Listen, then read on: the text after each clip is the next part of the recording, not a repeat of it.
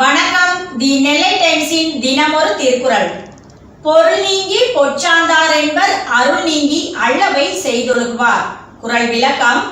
அருள் இல்லாதவராய் அறம் அல்லாதவைகளை செய்து நடப்பவர்களை உறுதி பொருளாகிய அறத்திலிருந்து நீங்கி தம் வாழ்க்கையின் குறிக்கோளை மறந்தவர் என்பார். இனி வருவது தி நெல்லை டைம்ஸின் இன்றைய முக்கிய செய்திகள். பிரதமர் மோடியை இன்று சந்திக்கிறார் அமைச்சர் உதயநிதி ஸ்டாலின். வயதானோர், குழந்தைகள் பொது இடங்களில் முகக்கவசம் அணிய வேண்டும். அரவிந்த் கெஜ்ரிவால் இன்று கைது செய்யப்படுகிறாரா? டெல்லி மந்திரி வெளியிட்ட அதிர்ச்சி தகவல். ஆக்கிரமிப்பை 24 மணி நேரத்திற்குள் அகற்ற வேண்டும். நெல்லை மாநகராட்சி கெடு. சீவலப்பேரி தாமிரபரணி ஆற்றில் ஆண் சடலம் மீட்பு. இனி விரிவான செய்திகளை பார்க்கலாம். பிரதமர் மோடியை இன்று சந்திக்கிறார் அமைச்சர் உதயநிதி ஸ்டாலின். இந்திய அளவில் அனைத்து மாநிலங்களும் கலந்து கொள்ளும் போட்டி கேலோ இந்தியா விளையாட்டு போட்டியாகும். அனைத்து மாநிலங்களைச் சேர்ந்த வீரர்களும் இந்த விளையாட்டு போட்டிகளில் பங்கேற்பார்கள்.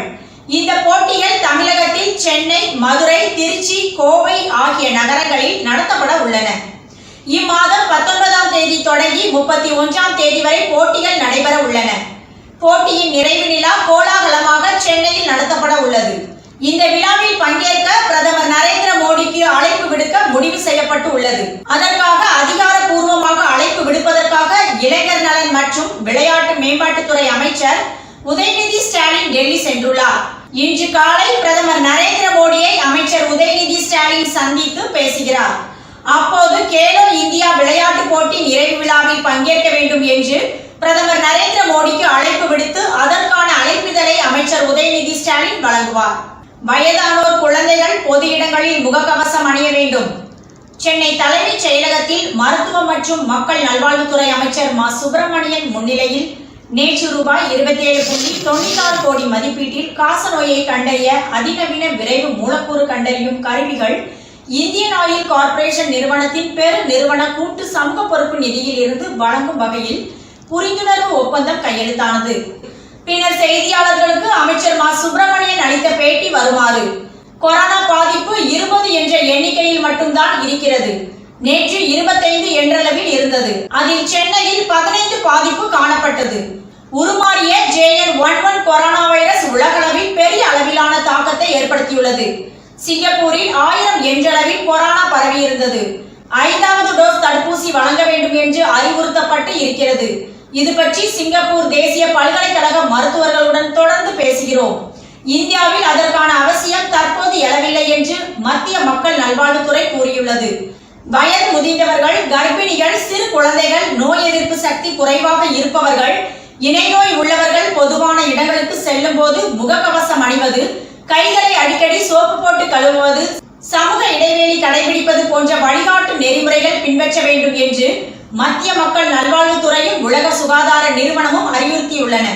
இதுவரை 26 மாதிரிகள் பரிசோதனை செய்யப்பட்டு 23 JN.11 வகை கொரோனா வைரஸ் பாதிப்பு கண்டறியப்பட்டுள்ளது. குழு பாதிப்பு எங்கும் ஏற்படவில்லை. இவ்வாறு அவர் கூறினார். 250 கோடி ரூபாய் பெற்றுள்ளது என தகவல் வெளியாகியுள்ளது. இந்த காலத்தில் அனைத்து கட்சிகளும் பெற்ற நன்கொடைகளில் பாரதிய ஜனதா மட்டும் 70% பெற்றுள்ளது. 39 கார்ப்பரேட் மற்றும் தொழில் நிறுவனங்கள் 363 கோடி ரூபாய் நன்கொடை அளித்துள்ளன. தெலுங்கானாவின் BRS கட்சி மொத்த நன்கொடை தொகையில் 25% நன்கொடை பெற்றுள்ளது. சுமார் 90 கோடி ரூபாய் பெற்றுள்ளது. YSR காங்கிரஸ், ஆம் ஆத்மி காங்கிரஸ் கட்சிகள் 17.40 கோடி ரூபாய் பெற்றுள்ளன. அரவிந்த் கெஜ்ரிவால் இன்று கைது செய்யப்படுகிறாரா? டெல்லி மந்திரி வெளியிட்ட அதிர்ச்சி தகவல். டெல்லி அரசின் மதுபான கொள்கை தொடர்பான பண மோசடி வழக்கில் அரவிந்த் கெஜ்ரிவாலிடம் விசாரணை நடத்த அமலாக்கத்துறை 3 முறை சம்மன் அனுப்பியும் அவர் ஆஜராகவில்லை. நேற்று 3வது முறையாக ஆஜராகவில்லை. இந்த நிலையில் இன்று காலை அமலாக்கத்துறை அதிகாரிகள் அவரது வீட்டில் சோதனை நடத்த வாய்ப்புள்ளது. அதனைத் தொடர்ந்து அவர் கைது செய்யப்படலாம் என டெல்லி மாநில மந்திரி ஆதிஷி அதிர்ச்சி தகவலை தெரிவித்துள்ளார். இது குறித்து ஆதிஷி தனது எக்ஸ் பக்கத்தில் காலை அமலாக்கத்துறை அதிகாரிகள் கெஜ்ரிவால் வீட்டில் சோதனை நடத்த இருப்பதாக தகவல் கிடைத்துள்ளது. எனவே அவர் கைது செய்யப்பட வாய்ப்புள்ளது என தெரிவித்துள்ளார். ஆதிஷியின் எக்ஸ் பக்க பதிவு டெல்லி அரசியலில் பரபரப்பை ஏற்படுத்தி உள்ளது. கடந்த வருடம் ஏப்ரல் மாதம் CBI சுமார் 9 மணி நேரம் அரவிந்த் கெஜ்ரிவாலிடம் விசாரணை நடத்தியது. இருந்த போதிலும் இந்த வழக்கில் அவரை குற்றவாளி என சேர்க்கவில்லை. நவம்பர் 2ஆம் தேதி மற்றும் டிசம்பர் 21ஆம் தேதிகளில் ஆஜராக சம்மன் அனுப்பியிருந்தது. நேற்று 3வது முறையாக ஆஜராவதற்கு சம்மன் அனுப்பியிருந்தது குறிப்பிடத்தக்கது. நெல்லை மாநகர பகுதியில் முக்கிய சாலைகளான SN ஹைரோடு, நயினார்குளம் சாலை, டவுன் ரத வீதிகள், வண்ணார்பேட்டை பைபாஸ் சாலைகள், முருகன்குறிச்சி சாலை, திருவனந்தபுரம் சாலைகளில் தினமும் ஆயிரக்கணக்கான வாகனங்கள் சென்று வருகின்றன. மக்கள் தொகை மற்றும் வாகனங்களின் பெருக்கத்தின் காரணமாக சாலைகளில் செல்வதற்கு வாகன ஓட்டிகள் பெரிதும் சிரமம் அடைந்து வருகின்றனர். இதன் காரணமாக போக்குவரத்து நெரிசலை குறைப்பதற்காக மாநகர பகுதிகளில் உள்ள நெடுஞ்சாலைத்துறைக்கு சொந்தமான சாலைகள் அகலப்படுத்தப்பட்டு வருகிறது. ஆனாலும் தொடர்ந்து போக்குவரத்து நெரிசல் என்பது அதிகரித்து வருகிறது. இதற்கு சாலைகளின் இருபுறமும் உள்ள கடைகள், வணிக நிறுவனங்கள் உள்ளிட்டவைதான் காரணம் என்பது சமூக ஆர்வலர்களின் குற்றச்சாட்டாக இருந்து வருகிறது. எனவே சாலையோரங்களில் உள்ள ஆக்கிரமிப்புகள், தள்ளுவண்டி கடைகள், விளம்பர போர்டுகள் உள்ளிட்டவற்றை அகற்றி நடைபாதைகளில் நடந்து செல்வதற்கும் சாலைகளில் வாகனங்கள் செல்வதற்கும் வழிவகை செய்ய வேண்டும் என மாநகராட்சி கமிஷனருக்கு கோரிக்கை வைக்கப்பட்டுள்ளது. இதனைத் தொடர்ந்து இன்று நெல்லை மாநகராட்சி கமிஷனர் தாக்கரே சுபம் ஞானதேவராவ் பொதுமக்களுக்கு முக்கிய அறிவிப்பு ஒன்றை வெளியிட்டுள்ளார். அதில் அவர் கூறியிருப்பதாவது: நெல்லை மாநகர் பகுதியில் பொதுமக்கள் நடமாட்டம் மிகுந்த சாலைகளில் போக்குவரத்திற்கும் பொதுமக்களுக்கும் இடையூறாக சாலையையும் நடைபாதையையும் ஆக்கிரமித்து வைக்கப்பட்டிருக்கும் பொருட்கள், மேற்கூரைகள் ஆகியவற்றை 24 மணி நேரத்திற்குள் தாங்களாகவே முன்வந்து அகற்றிட வேண்டும். தவறும் பட்சத்தில் மாநகராட்சி மூலம் அகற்றப்படுவதோடு ஆக்கிரமிப்பு பொருட்கள் திரும்ப வழங்கப்பட மாட்டாது. ஆக்கிரமிப்புகளை அகற்றுவதற்கான செலவு தொகை, ஆக்கிரமிப்பு செய்ததற்கான அபராத கட்டணம் உள்ளிட்டவற்றை செலுத்த நேரிடும். மேலும் கட்டுமானம் மற்றும் கட்டிட பராமரிப்பு பணி செய்வோர் கட்டிட இடிபாடுகளையோ கட்டுமான பொருட்களையோ பொதுமக்களுக்கும் போக்குவரத்திற்கும் இடையூறாகவோ கழிவுநீர் செல்லும் கால்வாய்களிலோ கொட்டி வைக்கக்கூடாது. அவ்வாறு கொட்டினால் அபராதம் விதிக்கப்படும். எனவே பொதுமக்கள், கடை உரிமையாளர்கள் தங்களது ஆக்கிரமிப்புகளை அகற்றி மாநகராட்சிக்கு ஒத்துழைப்பு நல்கிட வேண்டும். இவ்வாறு அதில் கூறியுள்ளார். மழையால் வெள்ளக்கோவில் பாலம் சேதம், MLA ஆய்வு. பாளையங்கோட்டை வெள்ளக்கோவில் பகுதியில் மழையால் சேதமான பாலத்தை பாளையங்கோட்டை MLA மு. அப்துல் வஹாப் நேரில் ஆய்வு செய்து அப்பகுதி மக்களிடம் குறைகளை கேட்டறிந்தார். திருநெல்வேலி மாவட்டத்தில் கடந்த டிசம்பர் 17, 18ஆம் தேதிகளில் பலத்த மழை கொட்டி தீர்த்தது. இதையடுத்து தாமிரபரணியில் பெருக்கெடுத்த வெள்ளத்தால் பாளையங்கோட்டை அருகே உள்ள வெள்ளக்கோவில், நாரணமால்புரம் உள்ளிட்ட தாமிரபரணி கரையோர பகுதிகளில் குடியிருப்புகளை வெள்ளம் சூழ்ந்தது. மேலும் நெல் பயிர்கள் வெள்ளத்தில் அடித்துச் செல்லப்பட்டதுடன் வெள்ளக்கோவில் பகுதியில் சிறுபாலம் சேதமடைந்தது. இதனால் போக்குவரத்திற்கு சிரமம் அடைந்த அப்பகுதி மக்கள் பாலத்தை சீரமைக்க வேண்டும் என கோரிக்கை விடுத்தனர். இந்த நிலையில் சேதமான பாலத்தை பாளையங்கோட்டை MLA மு. அப்துல் வஹாப் புதன்கிழமை நேரில் ஆய்வு செய்தார். அப்போது பாலத்தை விரைந்து சீரமைக்க நடவடிக்கை எடுக்கப்படும் என மக்களிடம் உறுதியளித்தார். இந்த நிகழ்வின் போது துணை மேயர் KR ராஜு, தச்சநல்லூர் மண்டல தலைவர் ரேவதி, மாமன்ற உறுப்பினர் ராஜேஸ்வரி உள்ளிட்டோர் உடனிருந்தனர். மானூர் வட்டத்தில் அனைத்து குடும்பங்களுக்கும் ரூபாய் 6000 நிவாரணம் வழங்க வேண்டும். நயினார் நாகேந்திரன் MLA.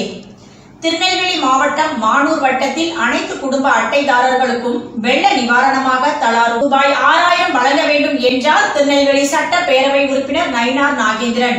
இது தொடர்பாக ஆட்சியரிடம் புதன்கிழமை மனு அளித்த அவர் பின்னர் செய்தியாளர்களிடம் கூறியதாவது: திருநெல்வேலி சட்ட பேரவை தொகுதியில் பல இடங்கள் மழை வெள்ளத்தால் பாதிக்கப்பட்டுள்ளன. திருநெல்வேலி மாவட்டம் முழுவதும் தலா ரூபாய் 6000 வழங்கப்படும் என முதலில் அறிவித்தனர். பின்னர் திருநெல்வேலி வட்டம் முழுவதுமாகவும் மானூர் வட்டத்தில் 43 ஊராட்சிகளில் 23 ரேஷன் கடைகளுக்கு மட்டும் ரூபாய் 6000 வழங்கப்படும் என அதிகாரிகள் தெரிவித்தனர். ஆனால் மானூர் வட்டம் முழுவதும் ரூபாய் 1000 மட்டுமே வழங்கப்பட்டுள்ளது. குறிப்பாக ஒன்றில் சொல்லான், சமத்துவபுரம், தெற்கு வாகைக்குளம், மாவடி, காணாப்பட்டி உள்ளிட்ட பகுதிகளில் ரூபாய் 1000 மட்டுமே வழங்கப்படுவதால் பாதிக்கப்பட்ட மக்கள் ஏமாற்றம் அடைந்துள்ளனர். உக்கிரன்கோட்டையில் பொதுப்பணித்துறையின் பாலம் உடைந்துள்ளது. கீழப்பிள்ளையார்குளம், வெங்கடாச்சலபுரத்தில் குளங்கள் உடைந்து குடியிருப்புகள் பாதிக்கப்பட்டுள்ளன. உடைமைகளை இழந்தவர்களுக்கு ரூபாய் 6000 வழங்கப்படவில்லை. எனவே மானூர் வட்டம் முழுவதும் நிவாரணமாக ரூபாய் 6000 வழங்க வேண்டும். இதை வலியுறுத்தி ஆட்சியரிடம் மனு அளித்துள்ளோம் என்றார். சீவலப்பேரி தாமிரபரணி ஆற்றில் ஆண் சடலம் மீட்பு. சீவலப்பேரி தாமிரபரணி ஆற்றுப்பாலம் பகுதியில் சுமார் 40 வயது மதிக்கத்தக்க ஆண் சடலம் மிதப்பதாக சீவலப்பேரி போலீசாருக்கு தகவல் கிடைத்தது.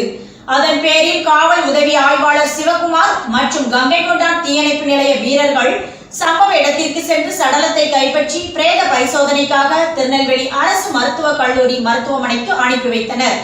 அவர் யார், எந்த ஊரை சேர்ந்தவர், எப்படி இறந்தார் என்பது குறித்து போலீசார் விசாரித்து வருகின்றார்கள். பேட்டையில் மாயமான இளைஞர் சடலமாக மீட்பு. பேட்டையை சேர்ந்த பாளையா மகன் இசக்கிமுத்து. இவர் உடல்நலம் பாதிக்கப்பட்டிருந்தார். இந்த நிலையில் பாளையா தனது குடும்பத்துடன் கடந்த டிசம்பர் 28ஆம் தேதி தச்சநல்லூரில் உள்ள கோயிலுக்கு சென்றிருந்தனர். அப்போது அங்கு இசக்கிமுத்து திடீரென காணாமல் போனார். இது குறித்து பாளையா அளித்த புகாரின் பேரில் தச்சநல்லூர் போலீசார் வழக்கு பதிந்து விசாரித்து வந்தனர். இந்த நிலையில் உடையார்புரம் கால்வாயில் இசக்கிமுத்து சடலமாக மிதப்பது திங்கட்கிழமை தெரியவந்தது. போலீசார் சம்பவ இடத்திற்கு சென்று அவரது சடலத்தை கைப்பற்றி உடற்கூராய்வுக்காக திருநெல்வேலி அரசு மருத்துவமனைக்கு அனுப்பி வைத்து விசாரித்து வருகின்றனர். நெல்லை ஆட்சியரகத்தில் பெண் தற்கொலை முயற்சி. தென்காசி மாவட்டம் ஆலங்குளத்தைச் சேர்ந்தவர் பழனியம்மாள். இவர் திருநெல்வேலி மாவட்ட ஆட்சியர் அலுவலகத்திற்கு புதன்கிழமை வந்தார்.